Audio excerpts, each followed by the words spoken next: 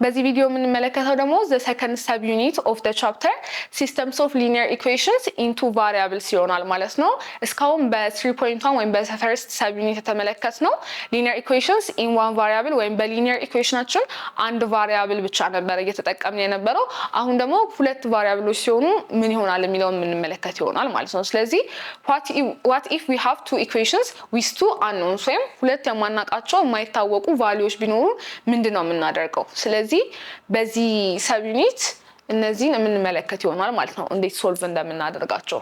ስለዚህ ሊኒየር ኢኩዌሽን with two variablesን አይደንቲፋይ ከማድረግ እንጀምር ወይም ዲፋይን ስናደርጋቸው an equation of the type ax plus by is equal to c where a, b and c are arbitrary constants a, b, c ማንኛውም አይነት ኮንስታንት ሊሆኑ ይችላሉ። ቫሪያብሎቻችን x እና y ናቸው። a እና 0 a እና b different from 0 ናቸው ወይም ከ0 የተለዩ ናቸው። ምክንያቱም አንዳቸው 0 ከሆኑ linear equation in one variable ስለሚሰጡን ማለት ነው። ስለዚህ በዚህ ፎርም የሚገኝ ኢኩዌሽን ምን ብለን እንጠራዋለን? linear equation into variables ወይም ሁለት የማይታወቁ ቫልዩዎች ያሉት linear equation ይሆናል ማለት ነው። for example 3x plus 4y is equal to 2 የሚለው ኢኩዌሽን ላይ ሁለት የማናውቃቸው ቫልዩዎች አሉ x እና y አናውቃቸውም። ስለዚህ linear equation in two variable እንለዋለን። የሁለቱም ደግሞ ፓወር ልክ linear equation in one variable ላይ እንዳየነው አንድ ነው ኤክስፖነንታቸው ወይም ፓወራቸው ማለት ነው። ስለዚህ linear equation in two variable ነው ይሄኛው። ቀጣዩ ደግሞ y is equal to minus x plus 4 ይሄም እንደምንመለከተው ሁለት unknown values አሉ ኤክስፖነንታቸውም አንድ ነው። ስለዚህ linear equation with two variables የምንላቸው እንደዚህ አይነት የሆኑ በዚህ አይነት ፎርም የሚገኙ ኢኩዌሽኖችን ይሆናል ማለት ነው። ስለዚህ there are three methods of solving linear equations with two variables በሁለት ቫሪያብል ያሉ linear equationዎችን በሶስት አይነት ሜተድ ሶስት የምናውቃቸው ዋና ሜተዶች አሉ በእነዛ ሶልቭ ማድረግ እንችላለን ማለት ነው። the first method ወይም የመጀመሪያው linear equation into variables solve የምናደርግበት መንገድ using tables ነው። ቴብል ወይም ሰንጠረዥ በመጠቀም ነው የምንሰራው። ይሄኛው ሜተድ በአብዛኛው ተመራጭ አይደለም፣ ምክንያቱም በትራያል ነው የምንሰራው፣ እየደጋገምን እየሞከርን መልሱ ትክክል እስኪመጣልን ነው የምንሞክረው። ይሄ ደግሞ አድካሚ ነው፣ ግን ኢንትሮዲዩስ ለማድረግ ያህል በቀላል ኢኩዌሽኖች ስለሚሰራ በዛ ቼክ እናድርገው። linear equation into variables ተሰጥተውናል፣ ሁለት ነው የተሰጠን። ስለዚህ ሁሉ ጊዜ linear equation into variables ሲሰጡን ወይም ሁለት የማይታወቁ ቫልዩዎች ካሉን የሚሰጠን ሁለት ኢኩዌሽን ነው እነዛን ሶልቭ ለማድረግ ከፈለግን፣ ምክንያቱም አንደኛው ብቻ በቂ አይሆንም ማለት ነው። ለምሳሌ ይሄኛው ብቻ ቢሆን የተሰጠን ኢኩዌሽን x እና y ሶልቭ ለማድረግ በቂ ስላልሆነ ሲስተም ኦፍ ኢኩዌሽንስ ነው የሚሰጡን ማለት ነው። ስለዚህ ይሄንን በቴብል ተጠቅመን እንስራ ማለት ነው። ስለዚህ የመጀመሪያ ፎርም የምናደርገው ምንድነው? y in terms of x ኤክስፕረስ ማድረግ ነው። የተሰጡን linear equationዎች y is equal to ax plus b ብለን በእንደዚህ አይነት ፎርም ማስቀመጥ መቻል አለብን ማለት ነው። ስለዚህ የመጀመሪያውን ኮንቨርት ስናደርግ minus y-ን ለብቻው በአንደኛው ሳይድ እናስቀራትና minus 1 2x-ን ወደዚህ ሳይድ እንወስዳታለን። y ለብቻው ለማስቀረት በ-1 እናካፍላለን ሁሉንም። ስለዚህ y መጨረሻ ላይ ስንት ይመጣልናል ማለት ነው? -1 ሲካፈል -1 ፖዚቲቭ 1 ይሆናል። እዚህ ጋር ያለው ማይነስ ከማይነስ ጋር ሲካፈል ፖዚቲቭ ይሰጠናል። ስለዚህ 2x-ን ለአንድ ስናካፍል 2x ላይ የሚመጣ በዚህ ፎርም አስቀመጥ ነው ማለት ነው። y is equal to ax plus b ፎርም አስቀመጥ ነው የመጀመሪያውን ኢኩዌሽን። ቀጣዩ ደግሞ የሚሆነው x plus y is equal to 4 ነው። ይሄኛው ሲምፕሊ ምን ማድረግ ነው? x-ን ወደዚህኛው ሳይድ እናመጣታለን ማለት ነው። ስለዚህ x minus 4 minus x ወደዚህ ሳይድ ሲመጣ ስንት ይሆናል? minus x ይሆናልናል ማለት ነው። ፖዚቲቭ የነበረችው x ማይነስ ትሆናለች። ስለዚህ ኢኩዌሽናችንን አስቀምጠናል በy is equal to ax plus b ሁለቱንም ፎርም ማለት ነው። ቀጣይ የምናደርገው የሚሆነው ምንድነው? y አለ የመጀመሪያው የምናገኛቸው ውጤቶች በኤክስ የተለያዩ ቁጥሮችን ሰብስቲቲዩት እያደረግን ስናስገባ የተለያዩ የy ቫልዩዎችን እናገኛለን። ስለዚህ የy ቫልዩ የምናገኝበት አንድ ቴብል የምናስቀምጥ ይሆናል ማለት ነው። ቀጣይ የተሰጡን ሁለት ኢኩዌሽኖች ያገኘነው 4 - x እና 1 + 2x አሉን። 4 - x 1 + 2x እዚህ ጋር x እና y እናደርጋለን። ስለዚህ የሚሆነው ምንድነው የተለያዩ ቁጥሮች ሰብስቲቲዩት እያደረገን እናስቀምጣለን እንከታለን በx ቫልዩ የምናገኘውን ውጤት ምን እናደርጋለን ማለት ነው የy ያገኘናቸው ውጤቶች እኩል እስኪሆኑ ድረስ ወይም የሁለቱም ኢኩዌሽኖች ተከታው የx ቫልዩ እኩል ውጤት እስኪሰጡን ድረስ የምንሰራ ይሆናል ማለት ነው። ስለዚህ ለምሳሌ x የመጀመሪያው ላይ 0 ብንከት 4 - x የተባለው ኢኩዌሽን ውስጥ ስንከት በx ቦታ 0 ስንት እናገኛለን ማለት ነው 4 - 0 ራሱ 4 እናገኛለን።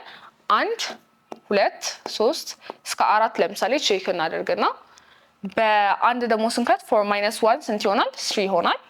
4 - 2 2 ይሆናል። 4 - 3 1 ይሆናል። 4 - 4 0 ይሆናል ማለት ነው። ስለዚህ የመጀመሪያው ኢኩዌሽናችን ላይ የተለያዩ ኤክስ ቫልዩዎችን ከተን የሚሰጠንን ቫልዩዎች አግኝተናል። ቀጣዩ ኢኩዌሽን ላይ ደግሞ 1 + 2x ላይ 0 ንክተት። ስለዚህ 2 ታይምስ 0 ስንት ይሆናል 0 ይሆናል። 1 እና 0 ሲደመር 1 ይሆናል ራሱ። አንድን እዚህ ጋር ሰብስቲቲዩት ስናደርግ በኤክስ ቦታ 2 ታይምስ 1 2 ይሆናል። 2 + 1 ደግሞ 3 ይሆናል ማለት ነው። ሁለትን በምንከት ሰዓት 2 ታይምስ 2 4 ከአንድ ጋር ስንደምረው 5 ይሰጠናል።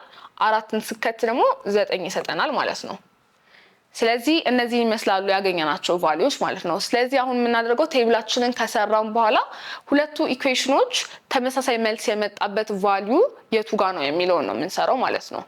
ስለዚህ እዚህ ጋር አንድ ስንከት በኤክስ ቦታ አንድ ስንከት ስንት አግኝተናል 3 አግኝተናል። ለዚህኛውም ኢኩዌሽን በኤክስ ቦታ አንድ ስንከት 3 አግኝተናል ማለት ነው። ስለዚህ የኤክስ ቫልዩ ስንት ሲሆን ነው መልሳችን ተመሳሳይ የመጣው 1 ነው። ያገኘነው ውጤትስ ተመሳሳይ የሆነው ቁጥሩ ስንት ነው ያገኘነው 3 ነው። ስለዚህ ከቴብሉ ላይ ኮመን የሆኑትን ቫልዩዎች በማውጣት የኤክስ እና የዋይ ቫልዩን ማግኘት እንችላለን ማለት ነው። ካገኘን በኋላ ሶሉሽናችንን ተመልሰን ወደዚህ መተን ቼክ ማድረግ እንችላለን ማለት ነው። ስለዚህ x1 y ደግሞ 3 ነበር ያገኘነው ቫልዩ። ስለዚህ እዚህ ጋር ስንከት ሳቲስፋይ ያደርጋሉ ወይ ለሁለቱም የሚለውን ቼክ እናደርጋለን ማለት ነው። የመጀመሪያው ላይ xን ስከት ስንት ይሆናል 2 ታይምስ 1 ማይነስ በy ቦታ 3 እንከታለው። ይሄ ቫልዩ ከማን ጋር እኩል መምጣት አለበት የምሰራው ከ-1 ጋር እኩል መምጣት አለበት ማለት ነው። በተመሳሳይ x እና y ሁለተኛው ላይ ሰብስቲቱት አድርጌ የማገኘው ውጤት ስንት መሆን አለበት 4 ነው ይላል ማለት ነው።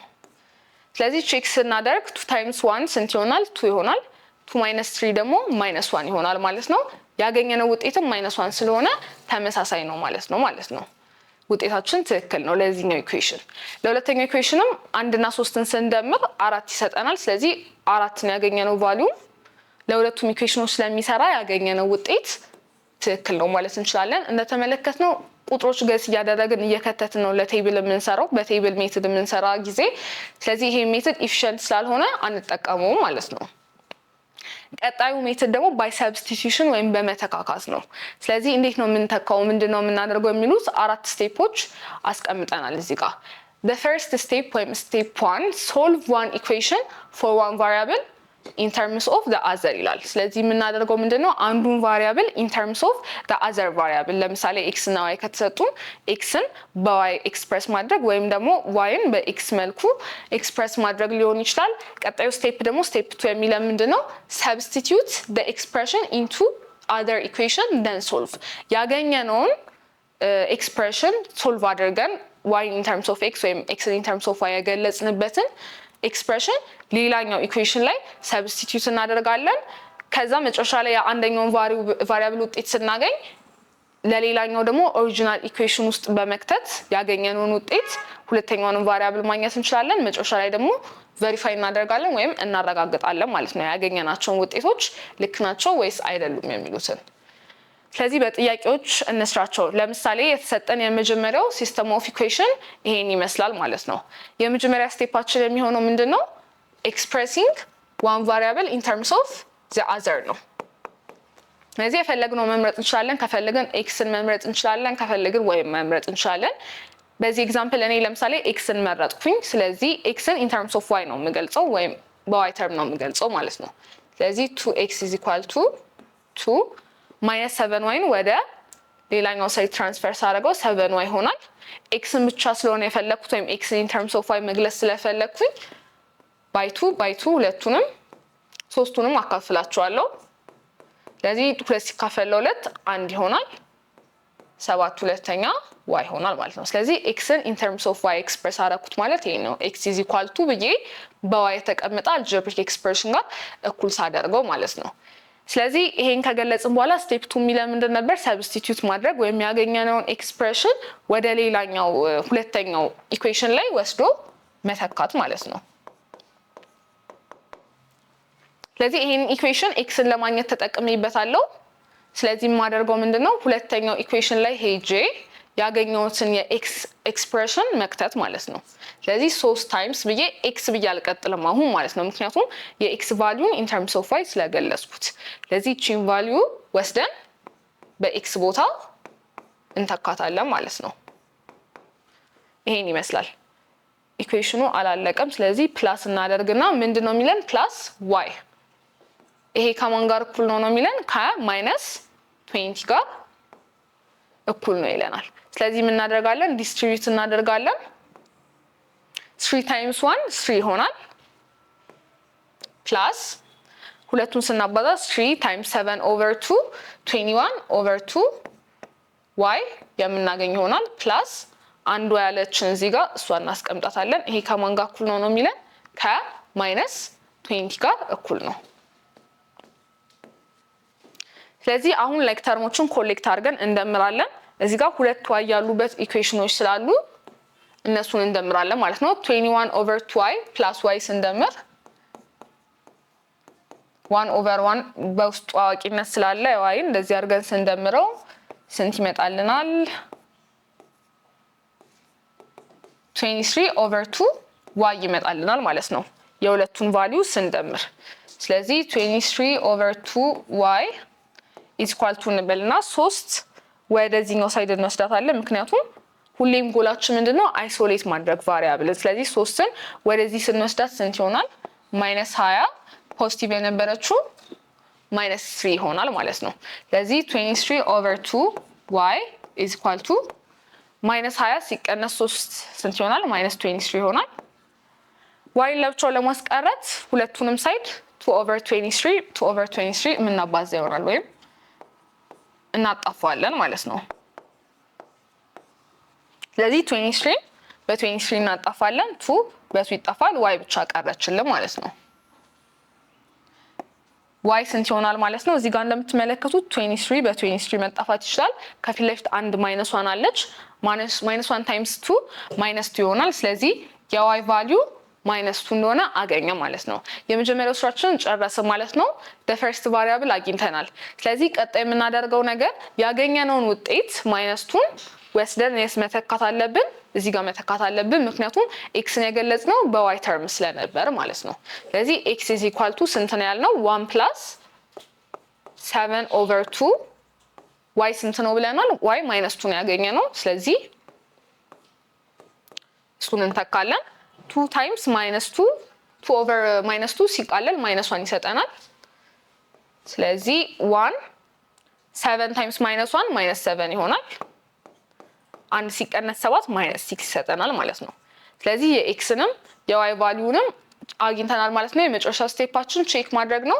ስለዚህ እዚህ ጋር -2 እና -6ን ወስዳችሁ በኤክስ እና ዋይ ቦታ ብትተኩ የሚመጡላችሁ ውጤት ከማን ጋር ተመሳሳይ ነው የሚሆኑት? ከ2 እና ከ-20 ጋር እኩል ይሆናሉ። ስለዚህ ሰብስቲዩት እያደረጋችሁ ቼክ ማድረግ እንዳትረሱ ማለት ነው። በዚህ ቪዲዮ ጥሩ ነገር እንደተማራችሁ ተስፋ አድርጋለሁ። በቀጣይ ቪዲዮ እንገናኝ።